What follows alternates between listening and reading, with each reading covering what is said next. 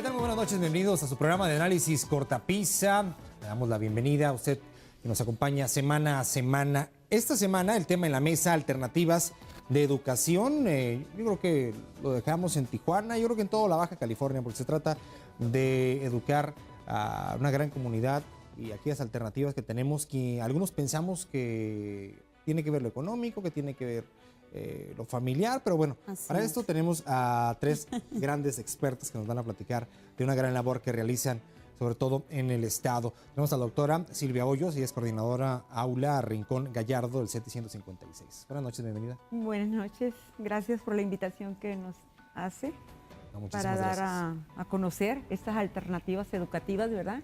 Que la realidad, pues, hay muchas alternativas en las muchas alternativas de las que vamos a platicar. Vamos a platicar. En un minuto tengo a Marina Calderón Guillén, ella es presidenta de Fundación Manos Unidas de Tecate, del Centro de Educación Abierta y a Distancia totalmente gratuito en Tecate. Así es, muy buenas tardes a todos los que nos están viendo ahí por televisión y gracias, un honor estar aquí con ustedes, sobre todo con este tema no tan de veras de profundidad por el gran rezago educativo que tenemos en Baja California, en la República entera, pero en Baja California es de veras catastrófico.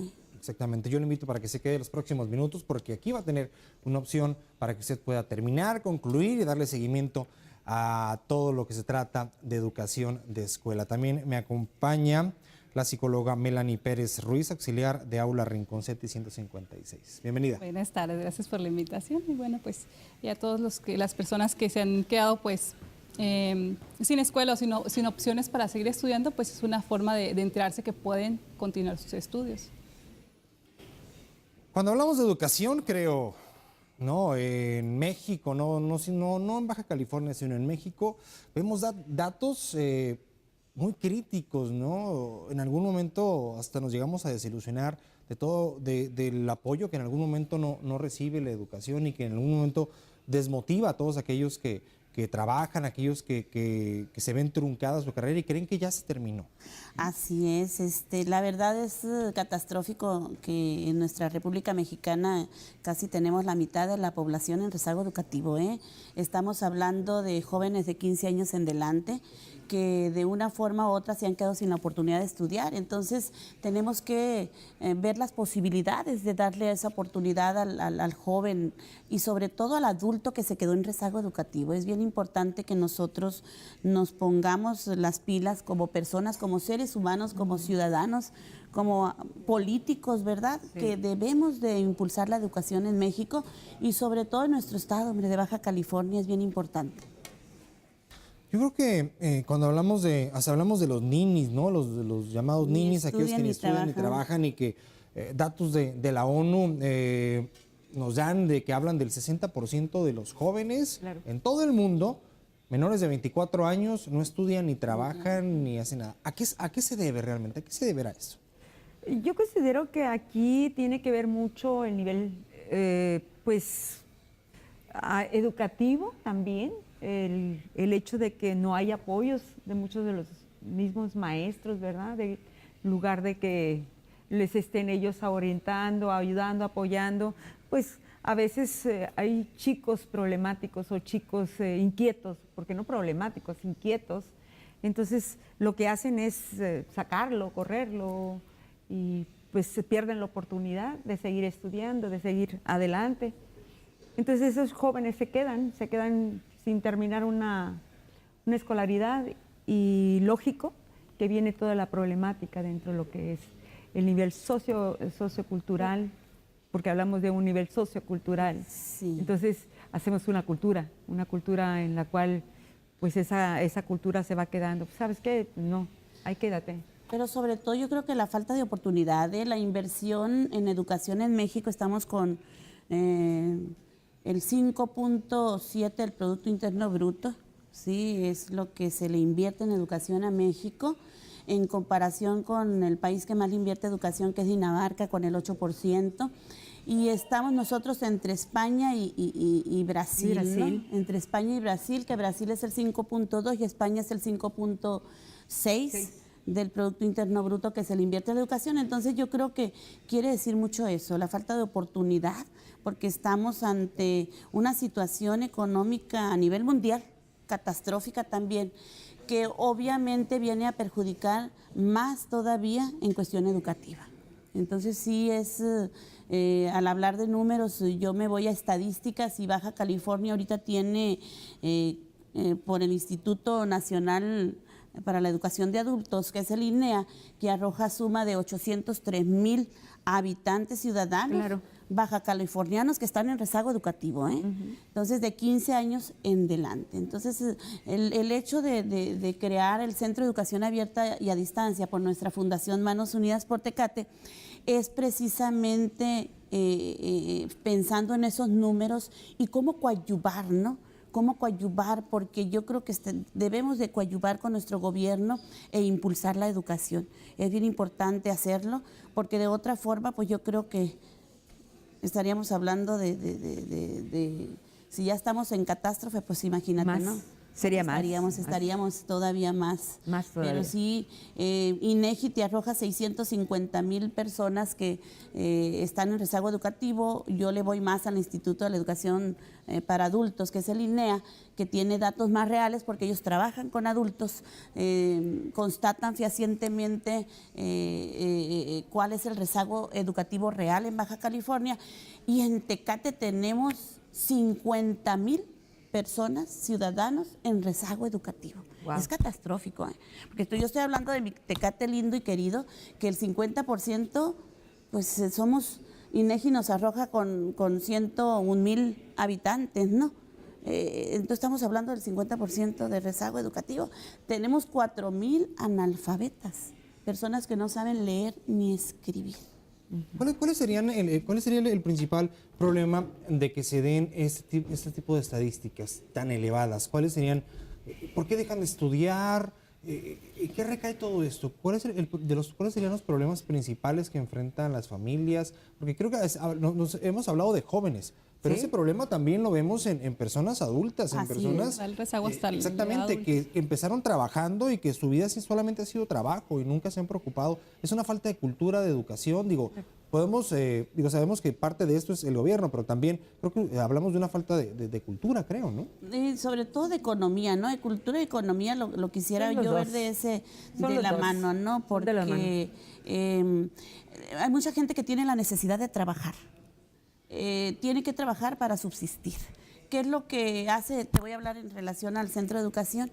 Precisamente son escuelas semipresenciales o bien que si tienen el tiempo de ir, van o con horarios flexibles, se acomoda a aquellas personas que trabajan, pero también se acomoda a la ama de casa, ¿sí? A quien está en el hogar, que no tiene tiempo de salir porque cuida a sus hijos. Entonces, con una educación abierta y a distancia y usando la tecnología, pues estamos hablando que podemos levantar ese grado de educación en México. Exactamente, y también hablamos, creo que me gustaría abordar también todo aquello que viven aquellas personas con alguna discapacidad, ¿no? Que llega a truncar en algún momento la educación, creo que se abocan más al problema que tienen de discapacidad y pierden ese hilo de educación y hay alternativas para eso, ¿no? Sí, por lograr las familias, o a veces los mandan a la escuela usándolo como de guardería, Claro. por lo pronto, ya que crece, pues no le ven alguna utilidad, entonces los tienen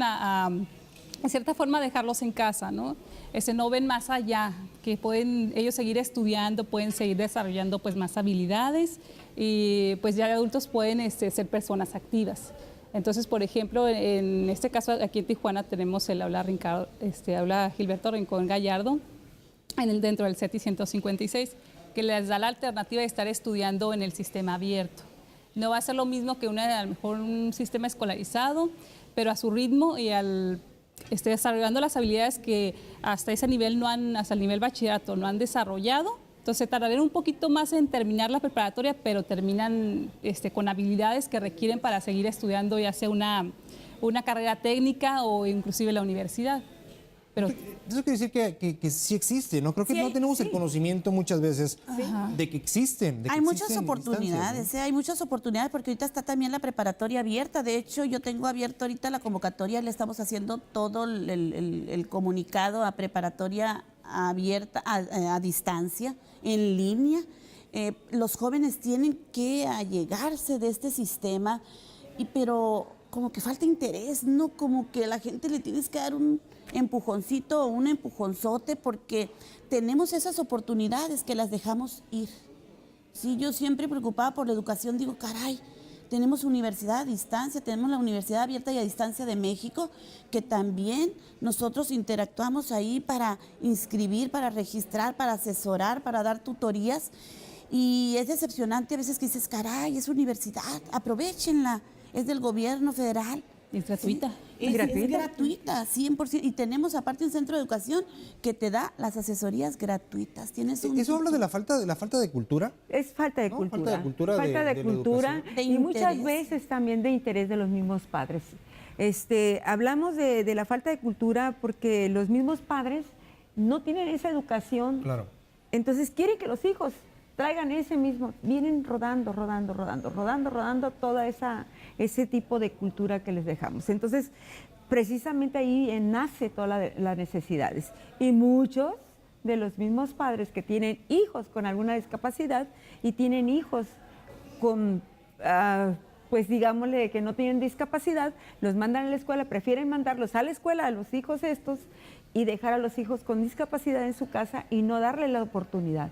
Entonces, todos merecemos una oportunidad, todos merecen una oportunidad para seguirse preparando. Y sobre todo estos chicos. Claro. Sí. ¿Qué sucede cuando se tiene cuando existe la cultura y las ganas y el apoyo, pero no existe lo que para muchos es importante, lo económico? Lo económico, mira, lo que te da la educación a distancia es precisamente que uno de los privilegios que tienes es que no gastas, ¿eh? Camión. Lo puedes hacer desde su casa, ya no gastas en transporte. Entonces son una de las ventajas que tiene educarte dentro de este sistema, ¿no? Estás con la tecnología, utilizas tu internet, tienes un armamento ahí tremendo en cuestión de educación, de conocimiento, y que la gente debe de estar interesada en este sistema porque dice, bueno, ya no es de que no tengo dinero, ya es de que no tengo interés. Entonces aquí, como dice la doctora aquí presente, tenemos que impulsar a nuestros hijos, Claro. tenemos que decirles, hey, aquí está, quiero que seas un profesionista, quiero que te eduques, quiero que tengas un proyecto de vida.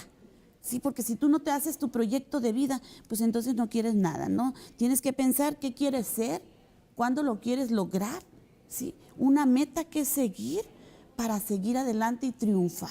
Eso es un éxito rotundo, ¿no? El hecho de que te forjes un proyecto de vida y que lo realices ya es un éxito rotundo. Pero Y yo considero que una de las partes fundamentales aquí en esto está la clave en el maestro, el que esté constantemente al alumno dándole ese apoyo, esas Estimulando. ganas, estarlo siempre motivando para poder salir adelante. Y yo te lo digo por esto, porque nosotros tenemos un aula donde tenemos jóvenes con discapacidad motora, visual, auditivos, débiles visuales e intelectuales, y tenemos también Asperger. Entonces, estamos constantemente trabajando con ellos y trabajamos de la manera de estarlos motivando.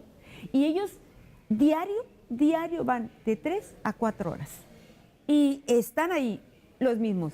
Yo, no llega un alumno, llego y veo, no está, fulanito no está, dame el teléfono, Melanie. Agarro el teléfono y le hablo a la mamá. ¿Qué pasó? ¿Por qué no vino? Quiero la razón. Entonces, es que no pude o no estaba en casa. qué increíble que tú te preocupes más que el propio padre, ¿no? Sí, no, Qué creo que muchas tristeza. veces, ¿no? Qué tristeza que te preocupes más tú, Así doctora, que les das esa oportunidad a un discapacitado de salir adelante como cualquier otra persona. Claro. Y que la familia no esté ahí para estimular y para apoyar, porque lo que tú haces en tu aula le tiene que dar seguimiento en su casa. ¿Y qué es lo que pasa? Que no le dan seguimiento en su casa, entonces No, es el como si tú seguimiento no se lo damos trabajaras en nosotros. todo el día. Sí, creo que no sirve de mucho, ¿no? Y creo que lamentablemente muchas familias por trabajo, por falta de cultura, por muchos factores que puedan influir, y creen que mandando a los hijos a la escuela es donde realmente se van a educar, y creo que es parte importante, solamente es para forjar, Claro. ¿no? La educación, exactamente, la Así educación es. empieza en casa. Voy a ir a un corte comercial y voy a regresar. Ya vimos parte del problema de la educación. Regresando al corte vamos a ver que la educación puede cambiar el mundo, y les vamos a decir de qué manera. Corte y volvemos.